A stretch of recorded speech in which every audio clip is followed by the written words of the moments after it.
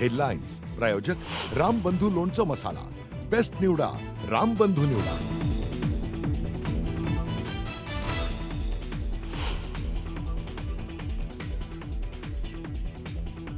Bharat UNSC मध्ये पहलगाम हल्ल्यात TRFच्या सहभागाचे पुरावे देणार। संयुक्त राष्ट्रांच्या दहशतवादी निर्बंध समिती समोर आज देणार पुरावे।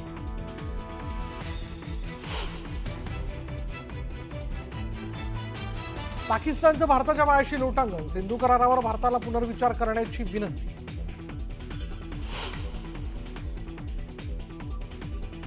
पाकिस्तान सरकार दहशतवादी मसूद अझहरवर मेहरबान।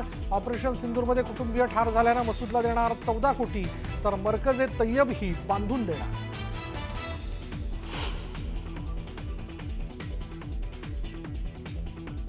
कर्नल सोफिया कुरेशींबाबत आक्षेपार्ह विधान करणाऱ्या विजय शहांवर FIR दाखल करा। मध्य प्रदेश हायकोर्टाचे आदेश, तर विजय शहांना मोदींनी हकलावं, काँग्रेसची मागणी।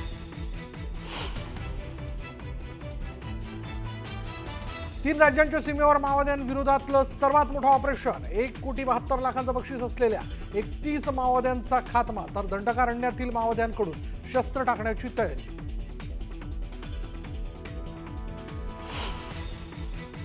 सांगलीला घेऊन जाताना गुंड गजा मारण्यासह पोलिसांचा मटण पार्टीवर ताव। एक पोलीस अधिकाऱ्यासह कर्मचाऱ्यावर निलंबनाची कारवाई। भेटायला आलेल्या तिघांवर गुन्हे। दोन्ही राष्ट्रवादी पक्ष विलिनीकरणावर सध्या तरी चर्चा नाही। कोणताच प्रस्ताव नसल्यानं चर्चेचा विषय नाही। विलिनीकरणाच्या मुद्द्यावरनं अजित पवारांची भूमिका।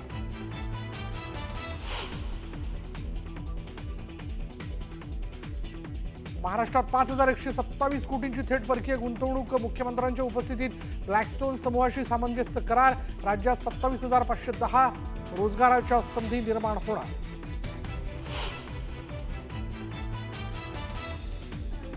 लेक शाळेत पहिल्यापासून पहिला नंबर पहिली ते 10वी पर्यंत आला, पण आज या जगात काही नाही। लेक शाळेत पहिली आली, पण आज तीच जगात नाही। बारामतीत गावगुंडाच्या त्रासाला कंटाळून आत्महत्या केलेल्या अंकिता कडाळेच्या आईचा आक्रोश। नाशिकमध्ये भाजप आमदार गोपीचंद पडळकरांच्या सभेत झळकले लॉरेन्स बिश्नोईचे फोटो। बिश्नोईचे फोटो झळकवल्यानं वाद निर्माण होण्याची शक्यता।